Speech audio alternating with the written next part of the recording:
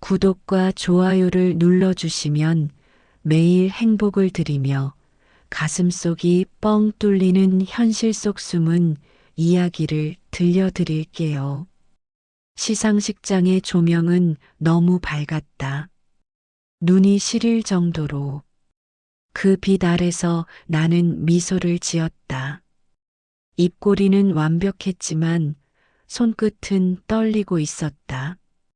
오늘도 여왕 같아요, 서윤 씨. 사회자의 멘트에 객석이 환호로 물들었다.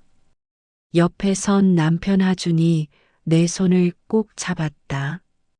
그의 손바닥은 따뜻했다. 그러나 그 온기 안에 숨어 있는 압력도 느껴졌다. 꽉 조이는 소나기.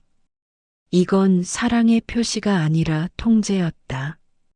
나는 사람들 앞에서 한 번 더 웃었다. 세상은 우리가 가장 아름다운 부부라고 믿었다. 그리고 나 역시 오랫동안 그 거짓을 믿었다. 아니, 믿는 척했다. 귀가 후 집안의 공기는 달랐다. 시상식장의 조명 대신 천장의 전등 하나만 깜빡였다. 드레스의 자락이 바닥을 스쳤고 그때였다. 오늘 또 왜 그 기자 앞에서 그렇게 웃었어? 하준의 목소리가 낮게 깔렸다. 나는 무심한 듯 대답했다. 그냥 인사였어. 방송국 사람인데. 인사? 그 남자가 널 어떻게 봤는지 몰라. 그의 말이 끝나기도 전에 손이 날아왔다. 왼쪽 뺨에 불이 붙었다. 순간 숨이 막혔다. 그의 눈동자는 시상식에서 봤던 그 부드러운 눈빛이 아니었다. 낯선 짐승의 눈이었다. 이건 내가 나를 무시해서 그런 거야. 그는 그렇게 말했다. 언제나처럼 폭력의 이유를 덧붙였다. 나는 말하지 않았다. 대답하는 순간 주먹이 한 번 더 내려올 테니까. 거울 앞에 섰다. 입술이 터져 피가 스몄다. 거울 속 여자가 나를 보며 미소를 흉내낸다. 괜찮아. 다음엔 잘할 수 있어. 그 말이 얼마나 어리석은지 알면서도 그렇게 중얼거렸다. 그건 살아남기 위한 주문 같은 거였다. 하준은 방으로 들어가며 말했다. 내일 아침엔 기자들이 우리 집에 와. 멀쩡한 얼굴 좀 하고 있어. 문이 닫히는 소리가 내 가슴 안에서 천천히 금이 가는 소리로 번졌다. 나는 천천히 손을 들어 거울을 쳤다. 쨍, 거울이 갈라졌다. 조각난 유리 속에서 내 얼굴이 여러 개로 나뉘었다. 어느 얼굴이 진짜 나였을까? 다음 날 기자들이 와서 사진을 찍었다. 정원에는 하준과 내가 함께 심은 라벤더가 만발해 있었다. 그는 내 어깨에 손을 올리고 카메라를 향해 완벽한 미소를 지었다. 나는 그 옆에서 조용히 미소를 맞췄다. 셔터 소리 사이로 그의 속삭임이 들렸다. 입술이 부었네. 컨실러 좀 더 발라. 나는 웃으며 대답했다. 응, 알겠어. 그 짧은 대화에 기자들은 감탄했다. 정말 다정한 부부네요. 그 말이 내 귀를 스쳤을 때 이상하게도 내 심장은 차가워졌다. 라벤더 향기가 코끝을 찔렀다.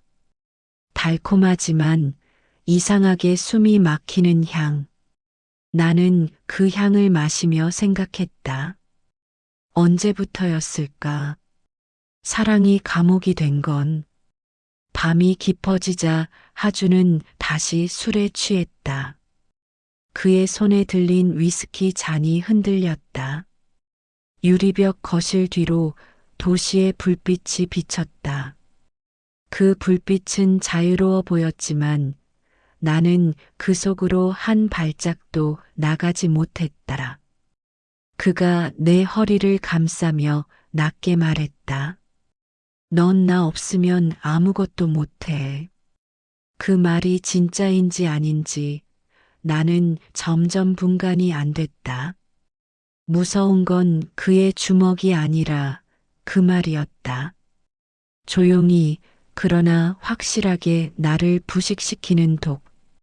그가 잠든 뒤 나는 거실 불빛을 끄고 유리창 앞에 섰다. 창문에 비친 도시는 아름다웠다. 하지만 그 사이로 내 얼굴은 비치지 않았다. 나는 손끝으로 유리창을 문질렀다. 차가운 감촉이 손바닥을 타고 올라왔다. 이 집은 유리로 둘러싸여 있다. 나는 그 안의 인형이다. 그리고 그 순간 내 마음 어딘가에서 작게 균열이 났다. 아주 미세했지만 분명히 들렸다. 다음엔 깨뜨릴 거야. 다음 날 아침 현관문이 열리자 하준의 어머니, 배명희 여사가 들어섰다. 예전부터 방송국 사람들이 품격 있는 배우의 어머니라며 칭송하던 인물. 그러나 내 눈에 그녀는 언제나 차가운 거울 같았다. 겉으로는 반짝이지만 가까이 가면 내 모습이 일그러져 비쳤다. 어제 시상식 잘 봤다. 그런데 얼굴이 왜 그래? 나는 허둥지둥 웃었다. 촬영 중에 살짝 부딪혔어요. 별거 아니에요. 그녀는 내 얼굴을 뚫어지게 바라보더니 짧게 한숨을 내쉬었다. 하준이 성격 알잖니. 내가 더 조심해야지. 그 말, 그 짧은 한마디가 내 안에 무언가를 무너뜨렸다. 폭력을 성격으로 덮고 피해자를 조심히 부족한 사람으로 만든다. 그녀의 논리 속에서 나는 이미 잘못된 존재였다. 점심 식사 자리에서 하준은 기자 전화를 받았다. 하준 씨, 아내분이 요즘 너무 예뻐졌다는 기사 반응이 좋네요. 그는 내 허리를 감싸며 웃었다. 우리 서윤이는 세상에서 제일 예쁜 여자죠. 그의 손이 허리 아래쪽을 세게 움켜쥐었다. 다정한 미소 아래 감춰진 경고. 나는 미소를 유지한 채로 숟가락을 내려놓았다. 목구멍이 막혀 아무것도 삼킬 수 없었다. 배명희 여사는 그 모습을 보며 말했다. 서윤아, 하준이는 지금 드라마 주인공이라 스트레스가 많아. 이해해줘야지. 이해. 그 단어는 내게 독처럼 느껴졌다. 나는 몇 번이고 삼켰지만 이제 목이 타들어가고 있었다. 그날 밤 하준은 다시 술을 마셨다. 유리잔에 남은 얼음이 천천히 녹아내리듯 그의 목소리도 점점 낮아졌다. 넌 왜 그렇게 눈빛이 변했어? 무슨 말이야? 예전엔 나만 봤잖아. 요즘은 나를 무시해. 그는 천천히 다가와 내 머리카락을 쥐었다. 사람들은 우리가 완벽한 부부라고 말해. 그게 다 너 덕분이야. 그러니까 탁 잔이 깨졌다. 그는 내 머리 옆 벽에 유리 조각을 던졌다. 조각이 튀어 내 손등에 살짝 피가 맺혔다. 나는 처음으로 눈을 마주쳤다. 그리고 조용히 말했다. 사람들이 믿는 건 진실이 아니라 내가 보여주는 거야. 그는 잠시 멈칫하더니 웃었다. 그럼 내가 한번 보여줘봐. 진실이 뭔지. 그날 밤 나는 처음으로 휴대폰을 숨겼다. 그동안 하주는 늘 내 휴대폰을 검사했고 메시지까지 삭제했다. 하지만 이번엔 나는 침대 밑에 새로 산 기기를 숨겨두었다. 이유는 단 하나. 기록하기 위해서. 며칠 후 방송국 분장실. 스태프가 내 얼굴에 미세한 멍을 보고 놀랐다. 서윤 씨, 어디 다치셨어요? 아, 촬영 중에 좀 넘어졌어요. 내가 대답하는 동안 손끝이 떨렸다. 거짓말이 익숙해질수록 내 얼굴은 더 무표정해졌다.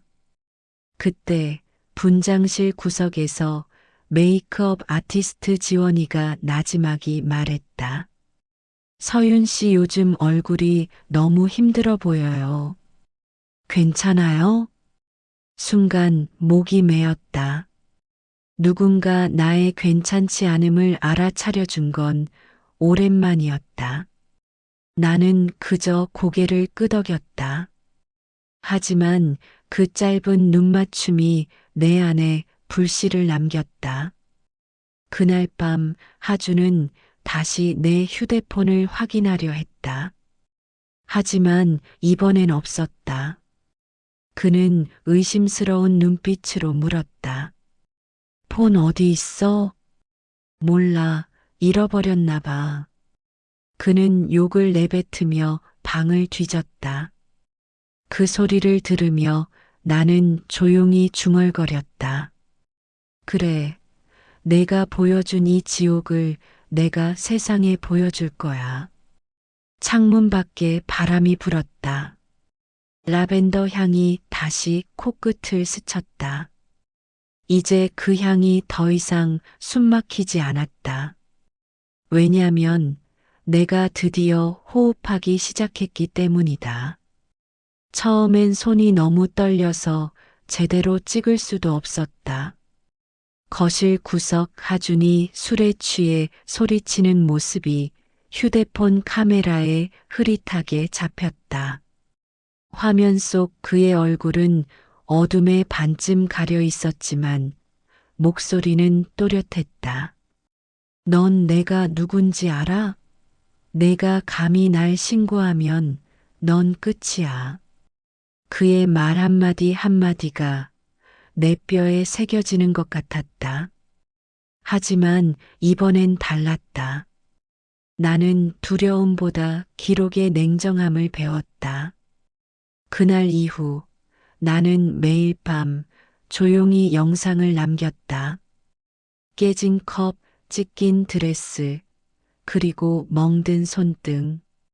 모두 폴더 이름 라벤더 안에 저장됐다. 아이러니하게도 그 폴더 이름을 보고 그는 꽃사진 모으나 보다라며 웃었다. 그 웃음 뒤에서 나는 내 복수를 조금씩 준비하고 있었다. 며칠 후 방송국 복도에서 지원이가 내게 종이 한 장을 건넸다. 서윤 씨 혹시 도움이 필요하면 이 번호로 전화하세요. 하얀 메모지에는 짧은 글씨로 법률 상담 마이너스 피해자 보호 전담 변호사라고 적혀 있었다. 그날 밤 나는 조용히 전화를 걸었다. 목소리가 떨려서 제대로 말이 나오지 않았다. 저 남편이 연예인인데요. 수학이 넘어 변호사의 목소리는 단단했다. 걱정 마세요. 이름도 내용도 비밀로 보호됩니다. 지금부터는 당신이 피해자가 아니라 증거의 주체가 되는 겁니다. 그 한마디가 내 심장을 세게 때렸다. 누군가 처음으로 나를 피해자로 부르지 않고 주체라고 불러줬다. 며칠 뒤 변호사와 은밀히 만났다. 카페 구석, 커튼이 드리워진 자리였다. 나는 손목에 흉터를 가리며 파일을 내밀었다. 이게 그동안의 기록이에요. USB 안에는 폭력의 흔적이 담겨 있었다. 그녀는 조용히 고개를 끄덕였다. 충분해요. 하지만 경찰에 바로 고소하지 마세요. 왜요? 그는 유명인이죠.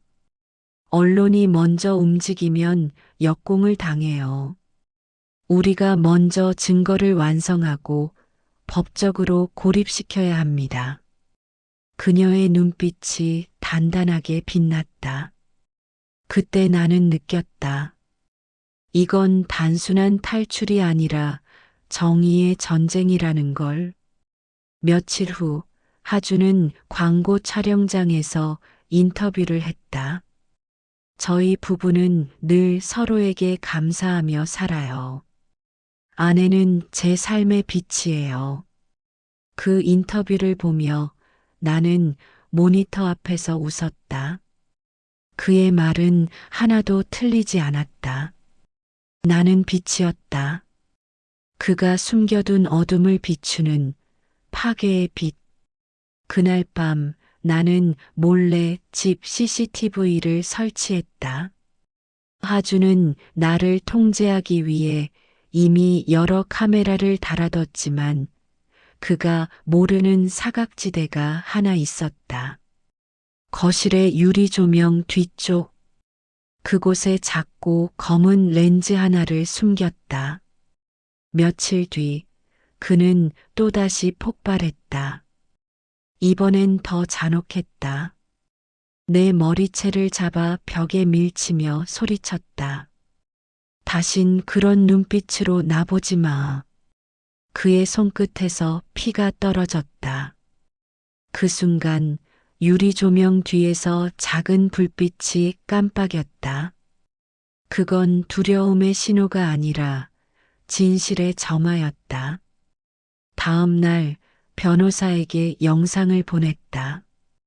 그녀의 대답은 짧았다. 이제 끝낼 준비를 하죠. 나는 화면을 꺼놓은 채 커튼 사이로 새어드는 햇살을 바라봤다. 햇빛은 유리벽을 통과했지만 이제는 내 감옥의 벽처럼 느껴지지 않았다. 왜냐면 이제 그 벽을 깨뜨릴 시간이 다가오고 있었기 때문이다. 며칠째 하주는 불안했다. 그의 휴대폰에 이상한 문자가 하나씩 들어오기 시작했다. 하준 씨, 지난 방송 인터뷰에서의 말 사실인가요? 익명 제보가 들어왔습니다. 사실 확인 부탁드립니다. 처음엔 기자들의 장난이라며 무시했다. 하지만 그가 출연 중이던 드라마의 메인 작가가 전화를 걸어왔을 때 그의 얼굴은 처음으로 창백해졌다. 하준 씨, 혹시 아내분 관련해서 뭔가 문제가 있나요? 그날 저녁 그는 술을 마시지도 않은 채 내게 다가왔다.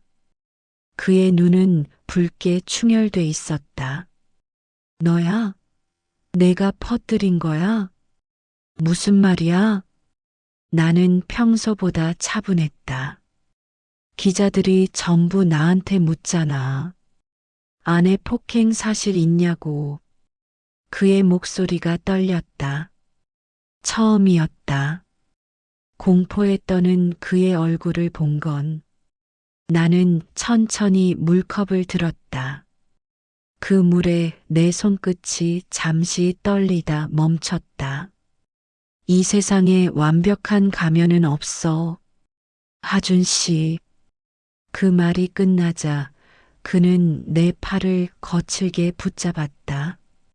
그 영상, 내가 찍은 거 있지?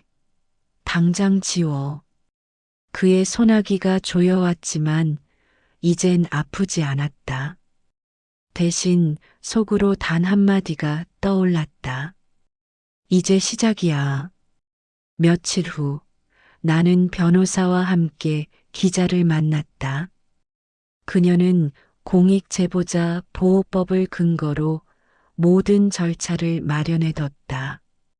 기자는 내 눈을 똑바로 바라봤다. 이건 세상을 뒤집을 자료입니다. 그의 말이 끝나자 나는 작게 고개를 끄덕였다. 그럼 그렇게 하세요. 단, 제 이름은 끝까지 감춰주세요. 그날 밤 뉴스 속보 자막이 떴다. 유명 배우 어씨, 아내 폭행 및 협박 혐의로 수사 착수. TV 속 그는 웃고 있었다. 광고 속 이미지, 인터뷰 속 미소. 하지만 자막 아래 자글자글 흐르는 댓글들은 그의 완벽한 세상을 조금씩 갉아먹고 있었다. 그럴 줄 알았음. 그 눈빛 이상하더라. 정의는 결국 드러난다. 나는 그 댓글들을 한 줄씩 읽으며 손끝으로 유리잔을 문질렀다.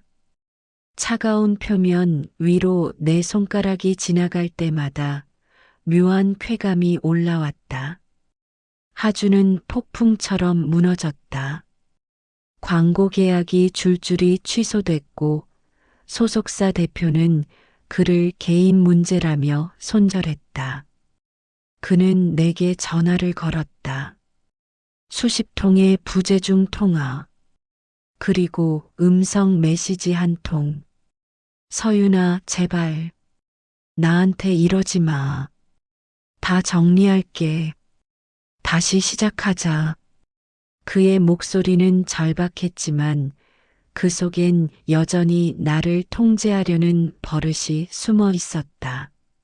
나는 메시지를 삭제했다. 그리고 마지막으로 한 줄만 남겼다. 당신이 만든 지옥을 이제 당신이 살아봐. 그로부터 사흘 후 그는 기자회견장을 열었다. 수십 개의 카메라 플래시 속에서 그는 울먹이며 말했다. 모든 게 오해였습니다. 사랑하는 아내와 잠시 감정이 격해졌을 뿐입니다. 그 말이 끝나자 한 기자가 자리에서 일어났다. 그럼 이 영상은 뭡니까? 스크린에 하준이 나를 밀치고 욕설을 퍼붓는 장면이 재생됐다. 순간 그의 얼굴이 굳었다. 그 장면은 내가 숨겨둔 CCTV 영상이었다. 그의 입에서 말이 나오지 않았다. 그리고 세상은 침묵했다. 플래시 불빛 사이로 나는 TV 화면 속 그를 바라봤다. 이제 그가 갇힌 건 내가 아니라 그 자신이 만든 유리벽 속이었다.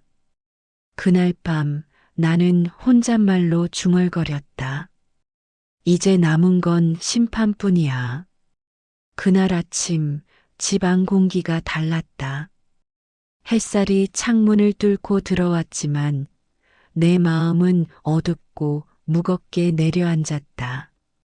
하준이 출근을 준비하는 사이 나는 거실 소파에 앉아 지난 날의 기록들을 훑어봤다.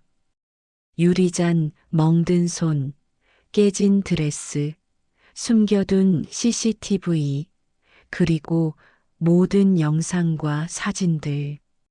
모든 조각이 맞춰지며 완벽한 증거로 변했다. 하준은 오늘 자신이 주연인 드라마의 VIP 시사회에 참석한다고 했다.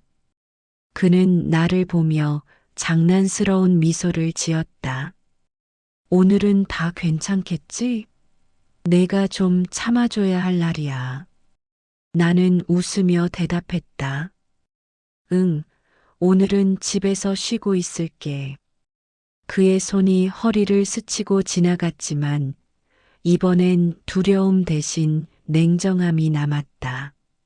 시사회가 끝난 직후 하주는 대기실에서 화장을 고치던 순간 휴대폰으로 무심코 뉴스를 열었다. 그가 모르게 나는 변호사를 통해 이미 기자와 경찰에 자료를 보낸 상태였다. 뉴스 속보에 자신의 이름이 등장하자 그는 순간 굳어버렸다. 주위 스태프들의 시선이 한 곳에 모였다. 카메라 플래시가 터지며 그의 완벽한 이미지가 조각났다. 하주는 당황하며 소리를 질렀다. 이거는 조작이야. 말도 안 돼. 하지만 목소리는 떨렸고 눈동자는 흔들렸다. 그의 손이 떨리며 화면을 덮으려 했지만 이미 늦었다. 기자들이 질문을 쏟아냈다. 배우 하준 씨, 이 영상은 무엇입니까? 아내 폭행 의혹에 대해 말씀해 주세요. 그는 아무 말도 할 수 없었다. 말을 할수록 그의 거짓말은 자신을 더 깊게 파괴했다. 그날 밤 TV 뉴스는 그의 몰락을 보도했다. 계약 취소, 사회적 이미지 실추, 팬들의 분노 모든 것이 연쇄적으로 터졌다. 나는 창가에 서서 바람이 실어오는 라벤더 향을 느꼈다. 마음속 깊은 곳에서 무언가가 터지는 듯했다. 두려움 대신 해방감이 스며들었다. 혼잣말로 중얼거렸다. 이제야 끝났어. 하지만 끝난 건 단순한 사건이 아니라 오랜 시간 내 안에 갇혀있던 공포와 분노, 고통이었다. 그가 마지막으로 나에게 전화를 걸었다. 서윤 제발, 이건 좀. 나는 수화기를 들었다가 그대로 내려놓았다. 그의 목소리는 공허하게 방안을 울릴 뿐이었다. 나는 웃으며 창문 밖 도시를 바라봤다. 빛바랜 라벤더 밭 사이로 내 마음속 어둠이 완전히 사라졌다. 그의 유리벽 속 세상에 갇힌 건 이제 그 자신이었다.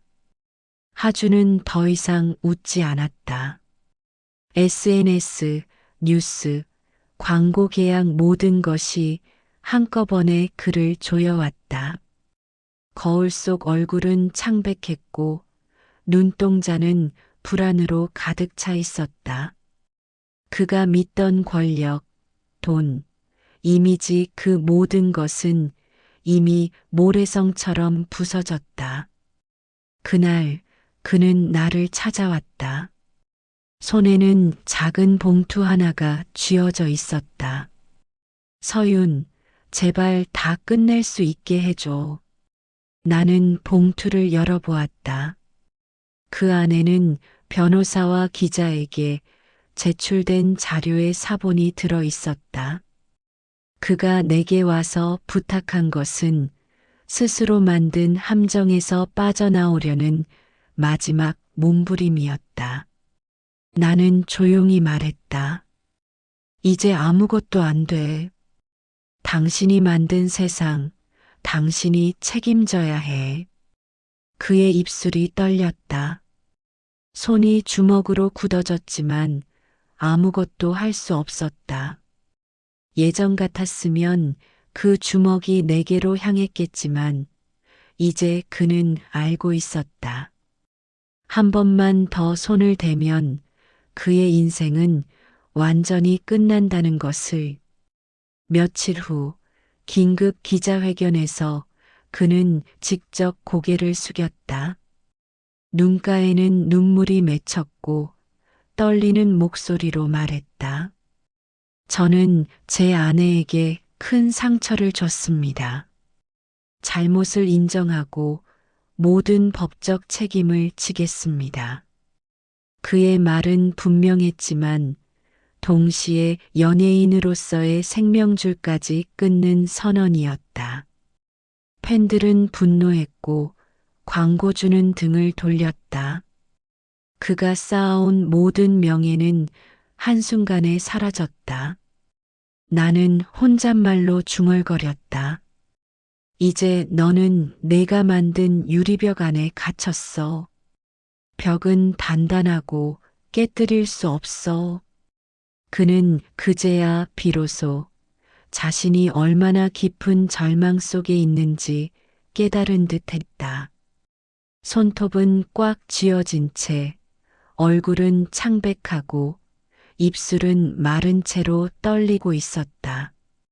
밤이 깊었고 나는 창가에 서서 바람을 맞았다. 라벤더 향이 코끝을 스쳤다. 이번에는 숨이 막히지 않았다. 차갑고 투명한 공기 속에서 나는 자유를 느꼈다.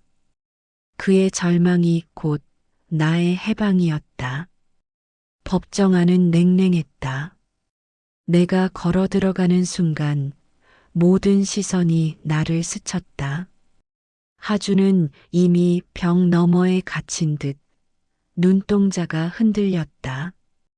변호사는 내 손을 살짝 잡아주었다. 오늘이 끝입니다. 당신이 직접 보여주지 않아도 증거가 다 말해줄 거예요. 나는 고개를 끄덕였다. 심장이 두근거리지만 두려움은 없었다. 그 대신 차갑고 명확한 결심만 남았다. 재판이 시작됐다. 검찰이 USB와 CCTV 영상, 사진을 공개하는 순간 하준의 얼굴이 하얗게 질렸다. 방청석에는 언론, 시민들이 몰려 있었다. 모든 거짓말이 한 번에 깨지는 순간이었다. 영상 속 하준은 나를 밀치고 욕설을 퍼붓고 협박했다. 심지어 숨긴 증거까지 공개되며 그의 행위가 체계적으로 기록되었다. 법정 안은 순식간에 정적과 충격으로 가득 찼다. 피해자는 증언하시겠습니까? 판사의 질문에 나는 천천히 일어섰다. 떨리는 다리를 억지로 버티며 마이크 앞에 섰다. 저는 오랫동안 침묵했습니다. 내 목소리가 법정에 울려 퍼졌다. 사랑한다는 이름으로, 가족을 지킨다는 이름으로, 그리고 완벽한 부부라는 이미지를 지킨다는 이름으로. 하지만 그 침묵 속에서 저는 매일 죽어갔습니다. 하주는 고개를 숙인 채 떨리는 손으로 얼굴을 가렸다. 이제는 말합니다. 폭력은 사랑이 아닙니다. 통제는 보호가 아닙니다. 그리고 침묵은 용서가 아닙니다. 방청석에서 작은 박수 소리가 들렸다.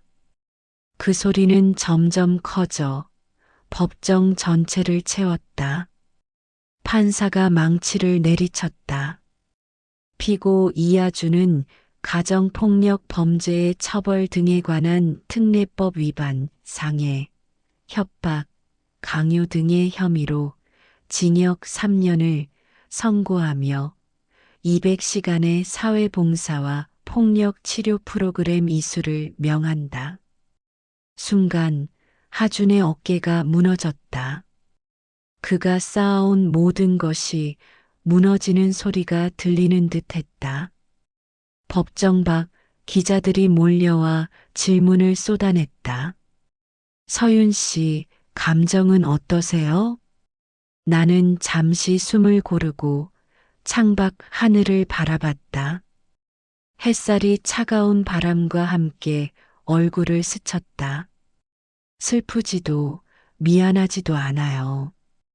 다만 이제 끝났다는 사실이 중요합니다. 그 순간 마음속 깊은 곳에서 긴장과 공포가 한꺼번에 풀려나가는 느낌이 들었다. 그동안 쌓인 분노, 억울함, 절망이 모두 폭발하며 한편으로는 달콤한 해방감이 퍼졌다. 변호사가 내 어깨를 토닥였다. 수고하셨어요. 정말로. 나는 작게 웃었다. 진심으로 웃는 것이 얼마만인지 모르겠다. 밤이 되자 나는 집으로 돌아왔다. 거실 창가에 서서 하준이 남긴 자녀 흔적을 바라봤다. 그가 만든 유리벽은 이제 텅 비어 있었다. 나는 혼잣말로 작게 중얼거렸다. 끝났어.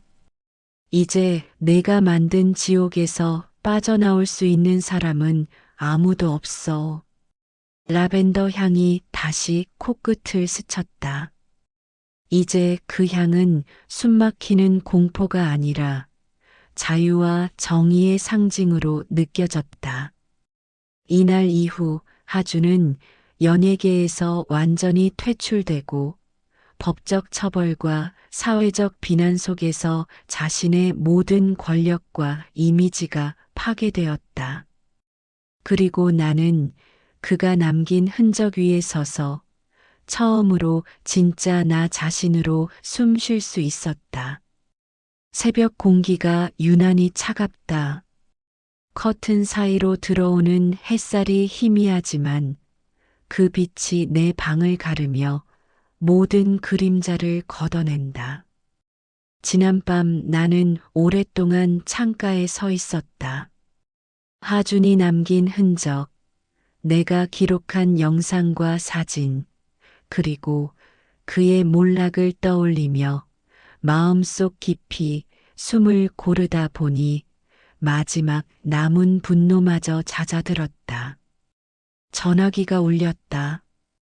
변호사였다. 서윤 씨, 모든 법적 절차 끝났어요. 사회적 기록과 처벌도 완료되었습니다. 이제 안전해요. 나는 작은 웃음을 지었다. 고마워요. 이제 정말 끝이네요. 그 말 속에는 안도의 숨뿐 아니라 수년간 억눌렸던 내 삶을 되찾는 힘이 담겨 있었다. 집 밖으로 나가자 라벤더 밭 너머로 아침 햇살이 부드럽게 내려앉았다.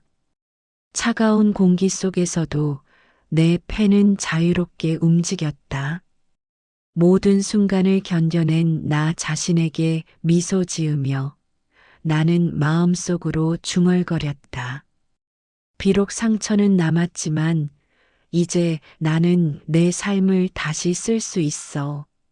며칠 뒤 나는 작은 카페에서 지원이와 차를 마셨다.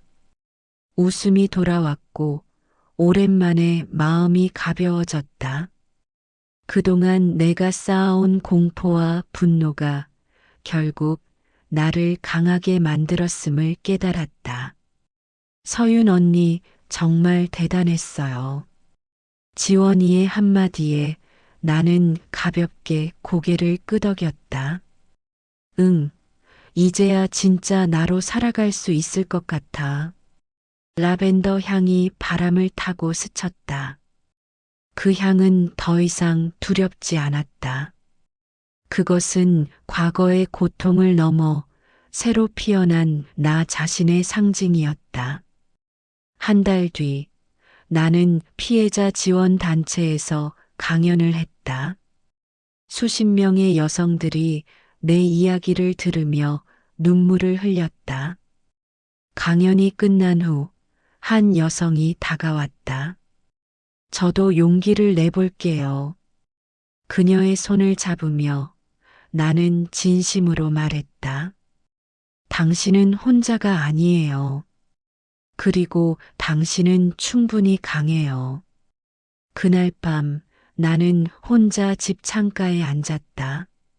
멀리 반짝이는 도시 불빛과 조용한 라벤더 향, 그리고 지난 모든 기억이 겹쳐졌다. 나는 조용히 속삭였다. 끝났어. 모든 것이 이제 내 거야. 마지막으로 창밖 어둠 속에서 새벽빛이 다시 한번 스며들었다. 그 빛 속에서 나는 과거의 공포와 상처를 뒤로하고 진정한 자유와 정의를 품은 자신을 마주했다. 유리벽은 깨졌다. 그리고 그 너머에는 더 이상 두렵지 않은 세상이 펼쳐져 있었다. 에필로그 라벤더가 피는 집.